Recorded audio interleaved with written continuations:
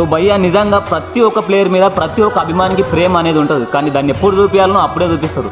So ఈరోజు CSK నుంచి Jadeja RR కోతున్నాడంటే చాలా బాధపడుతారు సిఎస్కే ఫ్యాన్స్. సో అంతకుముందు ఏమనుకుంటారు, జడేజా అవుట్ అయింటే బాగుండే, తొందరగా మా ఎంఎస్ ధోని వచ్చి గ్రీస్లో ఆడితే బాగుండే అని సెలబ్రేట్ చేసుకుంటారు. కానీ ఇప్పుడు అలాంటిదే సిఎస్కే నుంచి అవతలికి జడేజా పోతుందంటే చాలా బాధపడుతారు. కూడా సోషల్ మీడియాలో రచ్చ చేస్తారు, పంపించొద్దు మాకు కావాలని చెప్పేసి. సో అభిమానం అనేది ప్రతి ఒక్క ప్లేయర్ మీద ఉంటుంది భయ్య, ప్రతి ఒక్క అభిమానికి ఉంటుంది. కాకపోతే దాన్ని ఎప్పుడు చూపించాలనో అప్పుడే చూపిస్తారు. నిజంగా జడేజా అవతల పోవడం అంటే చాలా అంటే చాలా బాధాకరమైన విషయం. 13 సంవత్సరాలుగా ఈ ఫ్రాంచైజీకి ఆడి 2 కప్పులు ఆయనే అందించి ఇప్పుడు అవతల పోతున్నాడు అంటే నిజంగా చాలా బాధ అనిపిస్తుంది. ఫ్యాన్స్ కూడా చాలా రచ్చ చేస్తారు సోషల్ మీడియాలో. సో అంత అభిమానం సంపాదించుకుండు సిఎస్కేలో జడేజా. సో ఇప్పుడు సెలబ్రేట్ చేసుకోవాల్సిన అవసరం లేదమ్మా ఇంకా సిఎస్కే ఫ్యాన్స్కి, ఎందుకంటే జడేజా ఆల్రెడీ అవతల పోతుండు.